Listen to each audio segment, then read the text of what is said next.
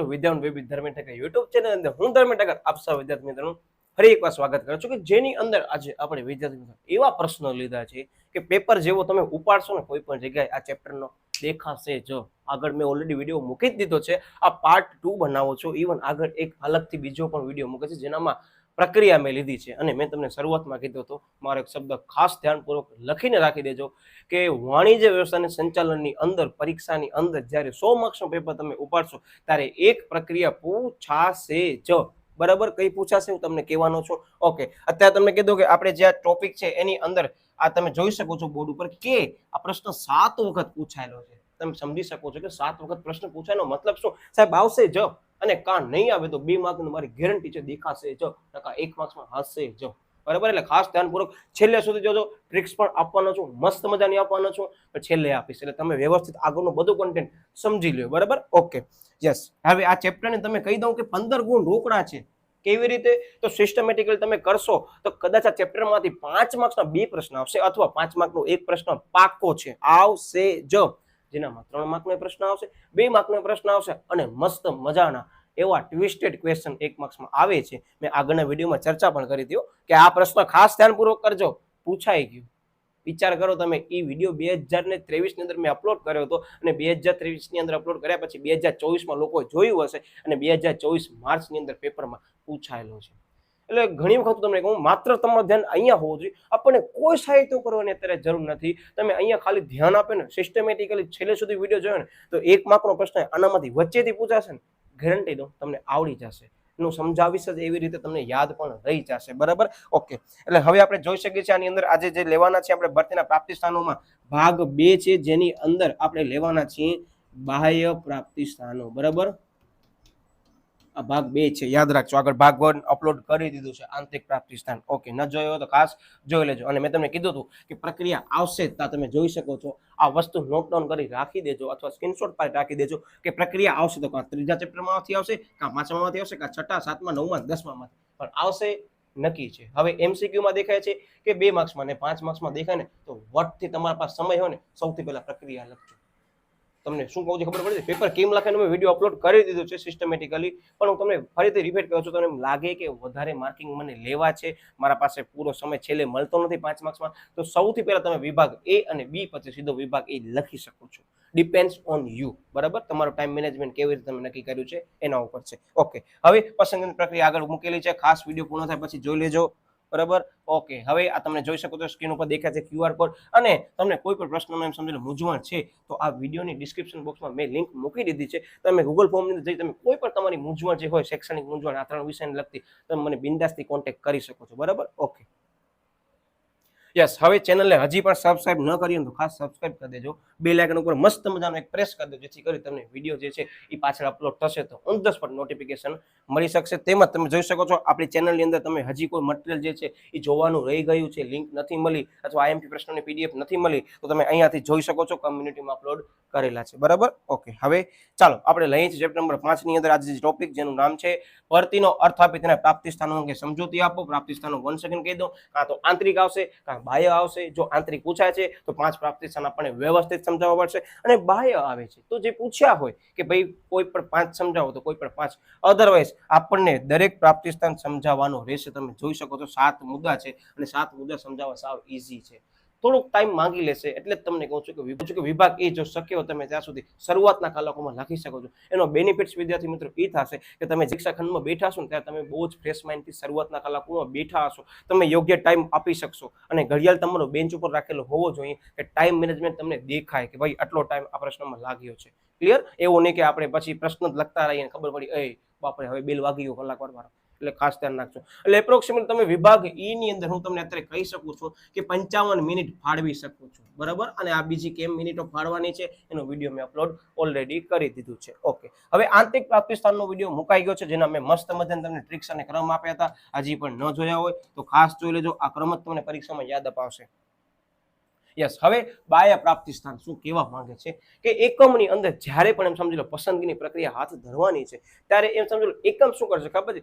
બાહ્ય પ્રાપ્તિ સ્થાનનો ઉપયોગ કરી કેન્ડિડેટ જે છે એને શું કરશે તો કે એને પસંદ કરશે. બરાબર, સૌથી પહેલા ભરતી થશે, પછી પસંદગી થશે. અને આ પ્રશ્ન પણ બોર્ડમાં પૂછાઈ ગયો છે કે ભરતી પછીનું બીજું કાર્ય શું છે?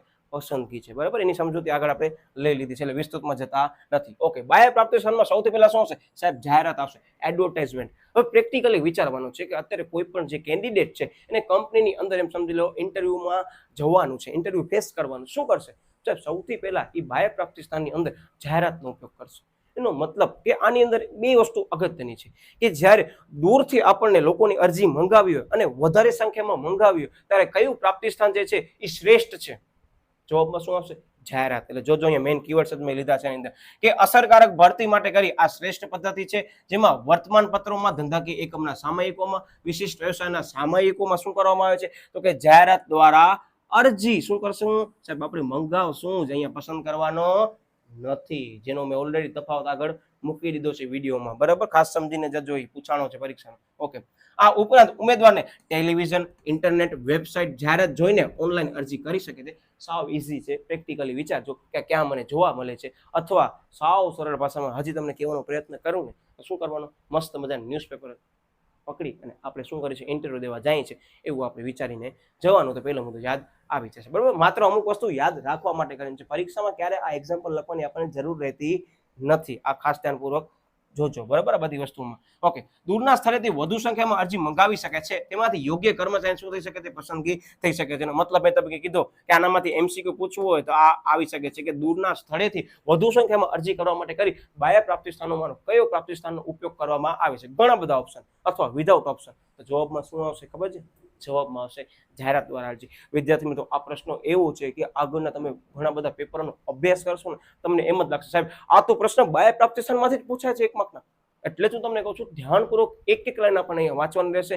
ઇવન હું તમને શરૂઆતમાં કહી દઉં, મેં મેઇન કીવર્ડ્સ જ લીધા છે કે જે પરીક્ષામાં લખશો તો મસ્ત મજાના તમને માર્ક્સ આવશે જ. ઓકે, પછી શું કહે છે કે રોજગાર વિનિમય કચેરી દ્વારા. હવે રોજગાર વિનિમય કચેરી એટલે શું ખબર છે તમને? કે કાં તો પ્રાઇવેટ સંસ્થા હશે કાં તો ગવર્મેન્ટ સંસ્થા હશે, બે પ્રકારની સંસ્થાઓ આની અંદર કામ કરે છે. જે શું કરતો ખબર છે કે જે પણ એમ સમજી લો કેન્ડિડેટ ભણી લે છે એના પછી શું કરશે? એ લોકો પોતાનું રજીસ્ટ્રેશન કરાવશે. સપોઝ તમે ગવર્મેન્ટની સાઇટ ઉપર જઈને રજીસ્ટ્રેશન કરાવી શકો છો કે ભાઈ હું અત્યારે 12મું પાસ છું અથવા હું ગ્રેજ્યુએટ છું, મારા લગતી કોઈ પણ જોબ હોય તો તમે મને કહેજો. આવા ગવર્મેન્ટની સાઇટ ઉપર પણ ડેટા કલેક્ટ કરવામાં આવે છે. તેમજ પ્રાઇવેટ સંસ્થા શું કરશે? આવો ડેટા કલેક્ટ કરે છે. પછી જ્યારે પણ કંપનીને એમ સમજી લો કે પોતાના એકમની અંદર પસંદગી કરવી છે ત્યારે સીધો બાહ્ય પ્રાપ્તિ સ્થાનનો ઉપયોગ કરી આવા લોકો પાસેથી શું કરશે? આવા કેન્ડિડેટની માહિતી લઈ લેશે કે જે એના એકમમાં ઉપયોગી થાય એવા લોકો, બરાબર, જે લાયક હશે એવા લોકો. તો ઇટ મીન્સ આમાં કરવામાં શું આવે? તો આ રોજગાર વિનિમય કચેરીઓ છે ને એ તમામ કેન્ડિડેટ જે છે એ લોકોની યાદી રાખશે કે ભાઈ એનું નામ શું છે, એના પાસે કઈ લાયકાત છે, એના પાસે શું અનુભવ છે. એટલે તરત જ શું કરશે? એ જે તે કંપનીને આપી દેશે જ્યારે પણ માંગશે ત્યારે. એનો મતલબ પ્રક્રિયા કેવી થઈ જશે? સરળ અને ઝડપી થશે. શું કહે છે? ધ્યાન આપજો અહીંયા કે સરકારી અને ખાનગી આવી ગયો.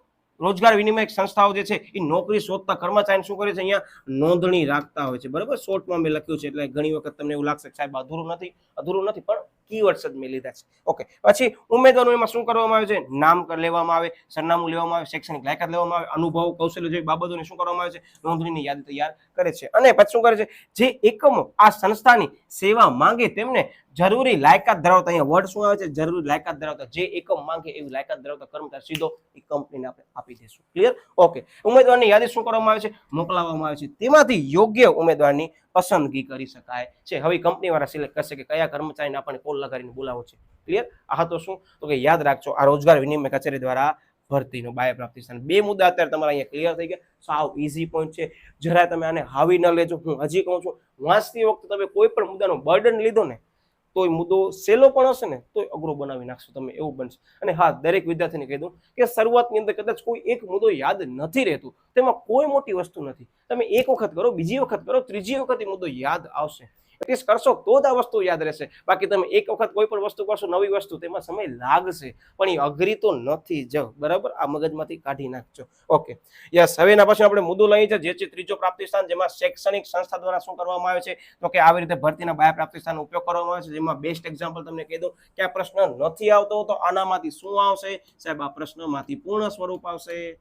મેં તમને કીધું જ હતું કે આપણા બોર્ડના પેપરની અંદર લખીને રાખી દેજો કે એક શોર્ટ ફોર્મ જે છે એ પૂર્ણ સ્વરૂપ આવશે જ. પછી બીજી વસ્તુ આંકડાકીય માહિતી આવશે જ. ત્રીજી વસ્તુ કદાચ આ બી નથી આવતી તો શું આવશે ખબર છે? કોઈ પણ એક પર્ટિક્યુલર સંચાલન શાસ્ત્રી અથવા કોઈ પણ વ્યક્તિએ કાંઈ કીધું હશે એ પૂછવામાં આવશે. પછી સાહેબ અર્થ આવશે. આ બધા શોર્ટ ક્વેશ્ચન કેમ પૂછાય છે એનો મેં તમને ક્રાઇટેરિયા આપ્યો છે. કે પેપરની અંદર આ બાબતો શું કામ મૂકવામાં આવે છે, બરાબર. એટલે આ વસ્તુ તમે અત્યારે લખીને રાખી દો કે છેલ્લા કલાકોની અંદર આપણે શું કરવાનું છે. તો મેં આગળના વિડીયોમાં કહી દીધું હતું, બરાબર. ચેપ્ટર નંબર 7 ની અંદર મેં કીધું છે કે આટલા પૂર્ણ સ્વરૂપ પ્રથમ કસોટી જ્યારે લેવાય છે ત્યારે તમને કામ આવશે.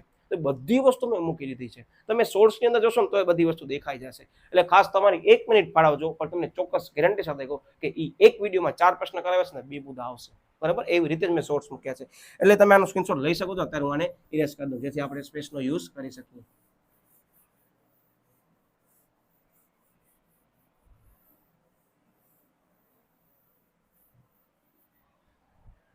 ઓકે, હું કૌંસમાં લખ્યું તમને કયા છે શોર્ટ ફોર્મની અંદર. તો કે એક આવે છે IIT, બરાબર, અને બીજો આવે છે IIM. આ બંને પૂર્ણ સ્વરૂપ ઓલરેડી પરીક્ષામાં પૂછાઈ ગયા છે અને ફરીથી પૂછાઈ શકે છે, બરાબર. એટલે આ પ્રશ્ન એવો છે કે જેનામાંથી એક પૂર્ણ પ્રશ્ન બનાવવો તો આ મુદ્દો પણ તમને કામ આવશે જ. એટલે જ મેં મુદ્દા જે છે એના સિક્વન્સ તમને થોડાક લાગતા હશે અલગ. એનો રીઝન આ છે.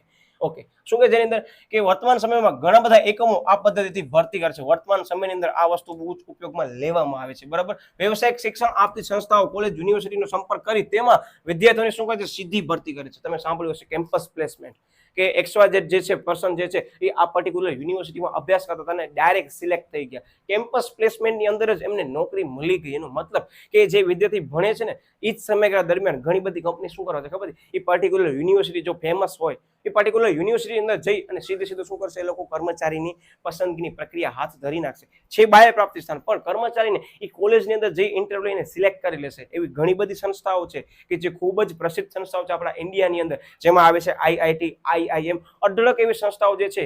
પણ આની અંદર આ બે સંસ્થા એટલે ઉલ્લેખ કરી છે કે જે આપણી પ્રતિષ્ઠિત સંસ્થા છે આપણા દેશની, બરાબર. ઓકે, યસ, ધ્યાન રાખજો. આ બે પૂર્ણ સ્વરૂપ છે તમને અત્યારે કહી દઉં છું કેમ યાદ રાખવાના છે એનો પણ મેં વિડીયો મૂકી દીધો છે, બરાબર. ઓકે, શું કહે છે કે એકમાં જે પ્રકારની લાયકાત ધરાવતા કર્મચારીની જરૂર હોય તે અંગે કોલેજ કેમ્પસમાં, મેં તમને કીધું ને, કોલેજ કેમ્પસની અંદર જ શું કરે છે, રૂબરૂ મુલાકાત ગોઠવી અને ભરતી કરી શકાય છે. ધેન આની અંદર એક્ઝામ્પલ આપ્યું છે IIM એટલે કે ઇન્ડિયન ઇન્સ્ટિટ્યૂટ ઓફ મેનેજમેન્ટ, અને IIT એટલે ઇન્ડિયન ઇન્સ્ટિટ્યૂટ ઓફ ટેકનોલોજી. માત્ર બે જ વસ્તુનો ફરક આવ્યો છે. બંનેનો સ્પેલિંગ ખાસ કરી લેજો. તમને કહેતા હોત અત્યારે હું ઝડપથી તમને કહી દઉં. મેનેજમેન્ટમાં શું આવશે, MANAGEMENT. એમાં આ જે વચ્ચે ઈ દેખાય છે એમાં ધ્યાન રાખજો, ઘણાની મિસ્ટેક થાય છે. ઓકે, ટેકનોલોજીમાં શું આવશે, TECHNOLOGY. આ બે વસ્તુ જે છે એ ખાસ પરીક્ષામાં આપણને ધ્યાનમાં રાખી પરીક્ષામાં લખવાની રહેશે. અને હું ઘણી વખત મારા વિદ્યાર્થીઓને કહું છું કે જેનો ટાર્ગેટ 100 માંથી 100 લેવાનો છે ને એ લોકોને કરવાનો શું છે ખબર છે, ઇંગ્લિશમાં લખવાનો અને કૌંસમાં મસ્ત મજાના ગુજરાતીમાં લખીને આવી જવાનું. બે વસ્તુ આપી દો, પછી એના ઉપર ડિપેન્ડ કરે છે કે કઈ બાબતે બની છે. જનરલી ગુજરાતીમાં હોય ત્યારે માર્ક્સ આપી દે છે, પણ ક્યારેક તમારો પેપર સારો એવો લખ્યો છે અને બીજી વાર ત્રીજી વાર ચેક થાય છે તો શું કરવાનું, ત્યારે બધી વસ્તુ જોવામાં આવે છે. એનો મતલબ કે તમારો જ્યારે પેપર 91 થી વધારે જાય છે ને વિદ્યાર્થી મિત્રો, ત્યારે લાલ પેન પછી બ્લેક પેન થી ચેક થાય, બરાબર. એ બ્લેક પેન થી ચેક થાય છતાં પણ તમારા ગુણ 91 રહે છે તો ફરીથી ગ્રીન પેન થી ચેક કરવામાં આવે છે. ભલે એ પર્ટિક્યુલર જે ચેક કરવા આવે છે સુપરવાઇઝર અલગ હોય, બરાબર, ટીચર હોય, સુપરવાઇઝર હોય અને મોડરેટર હોય, બરાબર, કે જે તમારા પેપરને શું કરે, ફરીથી ચેક કરે છે. ત્યારે બધી બાબતો ધ્યાનમાં લેવામાં આવે છે, બરાબર. અત્યારે હું આને ઇરેઝ કરી નાખું છું, પછી તમે આનો સ્ક્રીનશોટ લઈ લેજો, બરાબર. અથવા આપણી ચેનલની અંદર તમામ જે PDF છે પરીક્ષાને ધ્યાનમાં લઈને હું મૂકી દઈશ. એટલે ખાસ ટેલિગ્રામ ચેનલ અને વોટ્સઅપ ચેનલમાં જોડાઈ જજો. ઓકે, હવે શું છે મજૂર સંઘ દ્વારા ભરતી. તમે ઘણીવાર સાંભળ્યું હશે કે ઉદ્યોગોની અંદર લેબર યુનિયન હોય કે જેની અંદર શું કરે ખબર છે, આ લોકો તમામ જે લેબર કામ કરતા હોય ને એની નોંધણી પોતાના પાસે રાખે અને આ તમામ જે મજૂરો હશે એ મજૂરીને ધ્યાનમાં લઈ અને શું કરતા હશે, કાર્ય કરતા હશે. કે એનો જે કાર્ય જે છે એનો દિવસ જે છે ને એ નક્કી નહીં હોય. મે બી 3 દિવસ મજૂરી હોય, 4 દિવસ હોય, 5 દિવસ હોય અથવા 1 દિવસ હોય. તો જ્યારે પણ સમય પડશે મજૂરોની ત્યારે આપણે શું કરશું કે સીધી આવી માહિતી એ લોકો પાસેથી મજૂર સંઘ દ્વારા લઈ અને આપણે શું કરશું, એ લોકોને કાર્ય આપી શકશું. જેની અંદર શું કહે છે, ધ્યાન આપજો કે મજૂર સંઘો ધંધા કે એકમના કામદારના સભ્યોને શું કહે છે સાહેબ, નોંધણી કરતા હોય છે. ઓકે, ધ્યાન શું કહે છે, ક્યારેક એકમમાં કામ ઓછા થતા અથવા તો અન્ય કારણોસર કામદાર શું કરવામાં આવે, છૂટા કર્યા છે, ત્યારે શું કરવામાં આવે છે તો કે કામમાં કદાચ વધારો થશે, બરાબર. અહીંયા થોડીક મિસ્ટેક છે, ધ્યાન રાખજો. કામમાં વધારો થતા મજૂર સંઘોની મદદથી આવા કામદારની શું કરવામાં આવે છે, ભરતી કરવામાં આવે છે. દાખલા તરીકે શું કહે છે, કાપડ ઉદ્યોગ, ખાણ ઉદ્યોગ વગેરે, બરાબર. આ હતી મજૂર સંઘ દ્વારા ભરતી. ઓકે, હવે મુદ્દો આ છે ઠેકેદાર એટલે કે કોન્ટ્રાક્ટર દ્વારા શું કરવાનું છે સાહેબ, આપણને ભરતી કરવાની છે. One of the most time question for 1 marks, બરાબર. યાદ રાખજો કે આ પ્રશ્નમાંથી અત્યારે જ રિસેન્ટલી પેપર કહી શકાય કે 2024 નો જે જૂન જુલાઈનો પેપર લેવાનો વિદ્યાર્થીઓ અહીંયાથી મસ્ત મજાનો પ્રશ્ન બનાવી લીધો.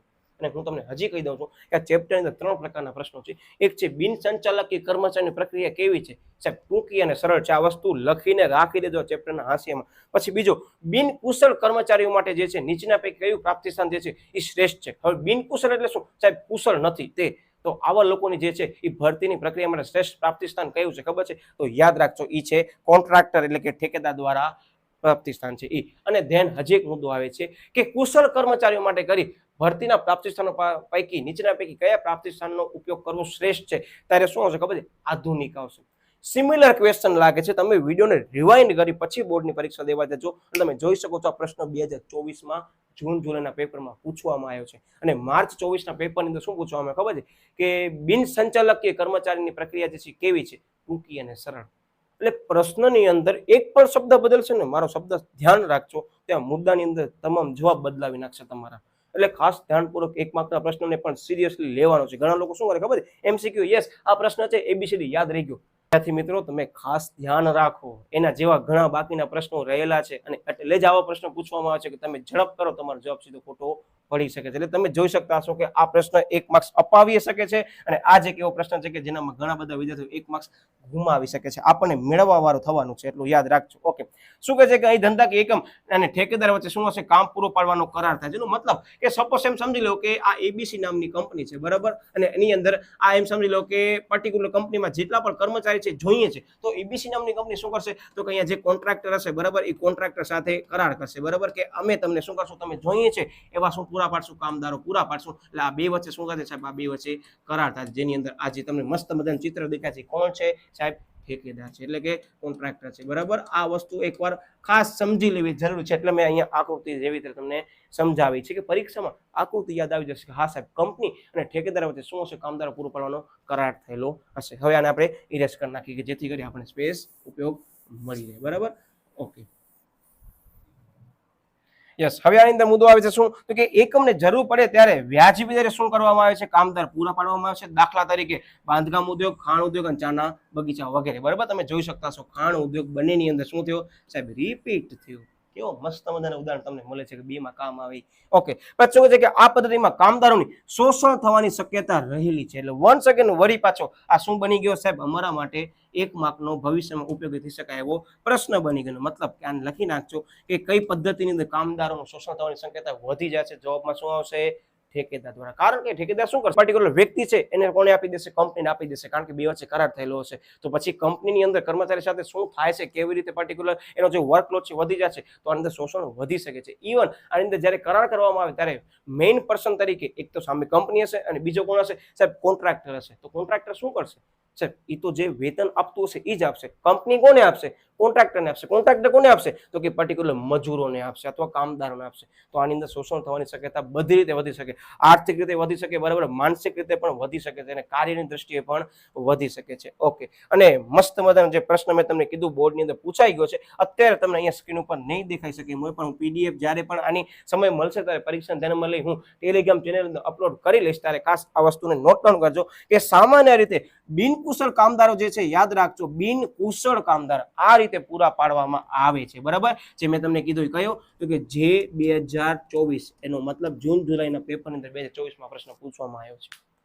તમે સમજી ગયા ને, પ્રશ્ન કામનો છે, નક્કી છે, બરાબર.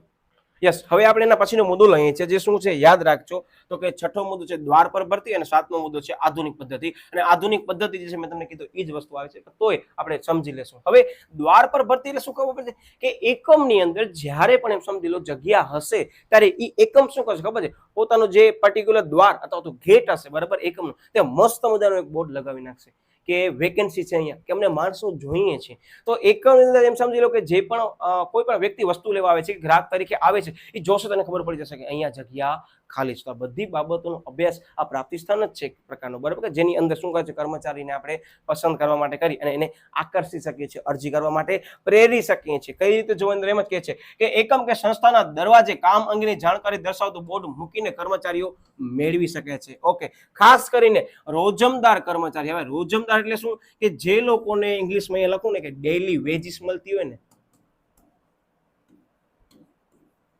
તો આવા પ્રકારના કર્મચારી જે છે આ પસંદગી દ્વારા મેળવી શકાય છે, બરાબર. એનો મતલબ તમે સમજી ગયા ને. આ એક એક મુદ્દાની અંદર એક એક લાઈન એવી આપેલી છે આપણા માટે કે આપણા માટે 1 માર્કનો પ્રશ્ન બની શકે છે. હું અહીંયા વળી પાછળ શોર્ટમાં તમને લખી દઉં છું શરૂઆતની અંદર કઈ કઈ બાબતને ધ્યાનમાં લેવાનું છે. તો કે એક બિન સંચાલકીય, હું શોર્ટમાં જ લખીશ, બરાબર. તમે અહીંયા જવાબ લખી નાખજો. જ્યારે પણ આ કદાચ પીડીએફ જે છે તમે પ્રિન્ટ કરાવો કે સ્ક્રીનશોટ તમે ઓપનલી તમે એને પ્રિન્ટ કરાવો ત્યારે આ વસ્તુ લખી નાખજો, બરાબર. બિન સંચાલકીય, પછી બિન કુશળ,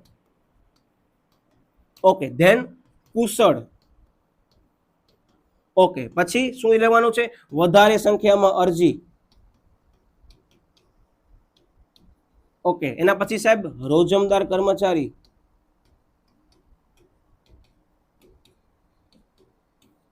આ બધી વસ્તુ એવી છે કે તમને કામ આવી શકે છે કે આની અંદર કયો પ્રાપ્તિ સ્થાન જે છે એ આપણે ઉપયોગમાં લઈએ છીએ. અને ચોક્કસ કહું છું પેપર ટ્વિસ્ટેડ કરવું હશે અને પ્રાપ્તિ સ્થાન 5 માર્ક્સમાં નથી પૂછવું બાય તો આ પ્રશ્ન આવશે, આમાંથી જ કોઈક આવી શકે છે, બરાબર. ઓકે, શું કે જેની અંદર યસ કે રોજમદાર કર્મચારી માટે આ પદ્ધતિ વધારે અનુકૂળ છે કે રોજબરોજ જે છે આપણા એકમની અંદર કર્મચારી કાર્ય કરે છે જેની ડિમાન્ડ સમજી લો વધારે હશે ત્યારે આ પદ્ધતિનો ઉપયોગ કરવામાં આવે છે. સરળ ભાષામાં કહીએ તેમ આજે જે વ્યક્તિ છે, બરાબર, કાલે ફરીથી બીજો વ્યક્તિ આવશે અથવા તો એકમની અંદર આવા બધા વ્યક્તિઓ છે ને એ વધારે પ્રમાણમાં જે છે ને એકમને ફાયદાકારક હશે ત્યારે ડેલી વેજીસ ચૂકવવામાં આવતું હોય ત્યારે પણ આ પદ્ધતિ જે છે શું છે તો કે દ્વાર પર ભરતી છે એ ખૂબ જ શ્રેષ્ઠ પ્રાપ્તિ સ્થાન આવે છે. અને બીજી વસ્તુમાં તમને કીધું કે અમુક જે છે ને એકમની અંદર એવો સ્ટાફ હોય કે એની અંદર સંખ્યામાં વધારો થતો હોય ને તોય પણ એકમને ફાયદો થતો હોય.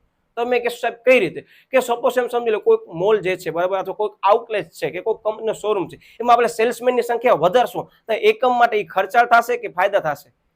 તો કે સાહેબ ફાયદાકારક નીવડ. શું કામ? કે સેલ્સમેન વધશે તો સેલ્સનું પ્રમાણ વધી શકે છે. એ રીતે પણ આપણે કહેવામાં આવે છે કે જેની અંદર ડિમાન્ડ વધારે હોય તો ડેલી વેજીસની અંદર પણ જે છે રોજમદાર કર્મચારી હશે એની અંદર પણ આ પ્રાપ્તિ સ્થાન કેવું છે? શ્રેષ્ઠ છે. ઓકે, આ જ બે મુદ્દાની અંદર લખવાના છે જે મેઇન કીવર્ડ છે અથવા 1 માર્કમાં કામ આવશે. ઓકે, પછી શું કહે છે? આધુનિક પદ્ધતિ કે વર્તમાન સમયમાં ઇન્ટરનેટના ઉપયોગ દ્વારા કર્મચારી શું કરે છે? મેળવી શકે છે. યસ, તમે ઘણી બધી જગ્યાએ સાંભળ્યું હશે કે કોઈ પણ એમ સમજી લો કે આપણે અનધર કન્ટ્રીમાં જોબ કરવા માંગીએ છીએ તો તમે જોબ મેળવવા માટે કરી તમે ત્યાં નહીં જાઓ, તમે જોબ અહીંયા લેશો, તમારો ઓનલાઈન પ્રોસેસ કરશે, તમારો ઇન્ટરવ્યુ ઓનલાઈન લેશે, બરાબર, પછી તમને શું કરશે? સીધો અપોઇન્ટ કરશે.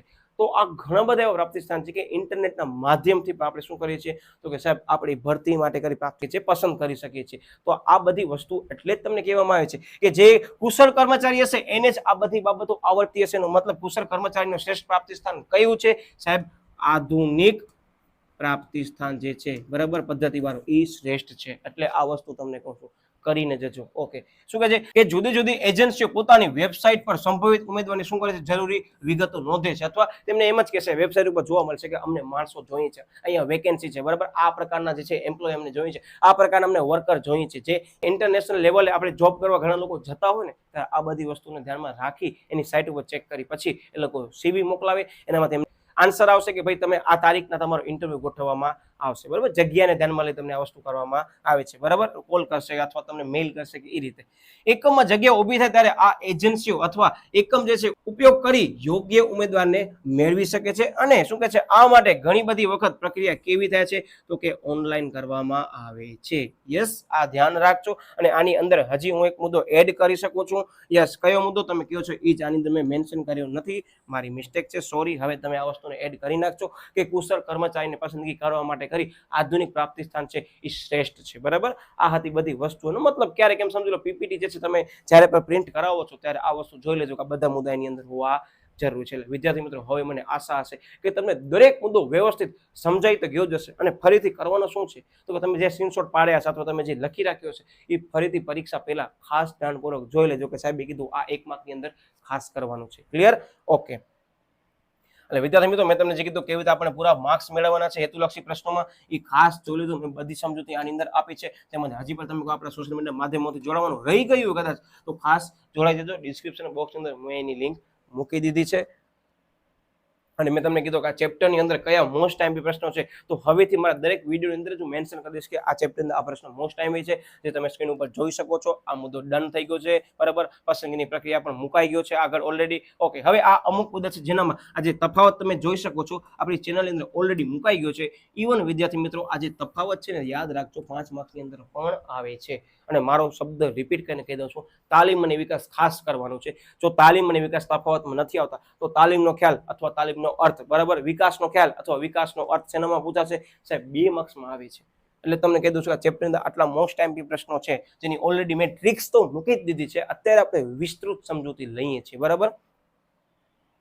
ઓકે, આયરા 2 માર્કના પ્રશ્નો મેં તમને જે કીધા હતા. અને આ જે કસોટીઓ જે છે તમને કહી દઉં, ખાસ કરીને જો આ કસોટી એવરી યર ક્યાંક ને ક્યાંક જોવા મળે છે. પછી એમસીક્યુ કે 2 માર્કનો પ્રશ્ન હોય, ભલે તમને અહીંયા એક જ વર્ષ દેખાય છે, પણ દરેક વર્ષની અંદર ક્યાંક ને ક્યાંક કસોટીઓ દેખાય છે. તો આવી રીતે પેપરમાં પૂછાઈ શકે છે. એટલે ખાસ ધ્યાનપૂર્વક આ દરેક મુદ્દા જોઈ લેજો. આની બાજુમાં મેં બોર્ડનો વર્ષ પણ લખેલું છે અને એને તમે સમજી શકતા હશો કે જે અન્ય સાહિત્ય છે એની અંદર આટલા પેજ નંબર ઉપર આ પ્રશ્નનો જવાબ આપેલો છે. ક્લિયર? એટલે મને આશા છે કે આ દરેક વિદ્યાર્થી જે વિડીયો જોયો છે એને આ ચેપ્ટરની અંદર પૂરા ગુણ આવશે. આના પછીના જે ચેપ્ટર નંબર 6 છે એનો પણ વિડીયો મેં મૂકી દીધો છે. ચેપ્ટર નંબર 7 ના વિડીયો પણ આપણી ચેનલની અંદર જોવા મળે છે. તેમજ તમને ખ્યાલ ન હોય તો કહી દઉં કે આપણી ચેનલની અંદર ધોરણ 11 અને 12 ની અંદર વાણિજ્ય વ્યવસ્થા અને સંચાલન, એસપીસીસી એટલે કે સેક્રેટરી પત્ર વ્યવહાર અને સેક્રેટરી પ્રેક્ટિસના પણ વિડીયો મૂકવામાં આવે છે. તેમજ આપણે અર્થશાસ્ત્રના પણ વિડીયો મૂક્યા છે કે જેની અંદર મેં એક મસ્ત મજાની મેરેથોન સિરીઝ બનાવી છે જેની અંદર એક જ તમે વિડીયો જોશો એની અંદર બધા મોસ્ટ ટાઈમ અને ટ્વિસ્ટેડ ક્વેશ્ચન વિથ 1 માર્ક્સ મેં કવર કરી લીધા છે. હજી પણ ન જોયો હોય તો ખાસ આ વિડીયો પૂર્ણ કરી વિડીયોને લાઈક કરીને એ વિડીયો તમે જોઈ શકો છો, બરાબર, જેથી કરી તમે એક જ વિડીયોની અંદર બધું તમને કામનું મળી જશે, બરાબર. એટલે વિદ્યાર્થી મિત્રો મળ્યા વળી પાછો નવા ટોપિક સાથે. ત્યાં સુધી બાય બાય.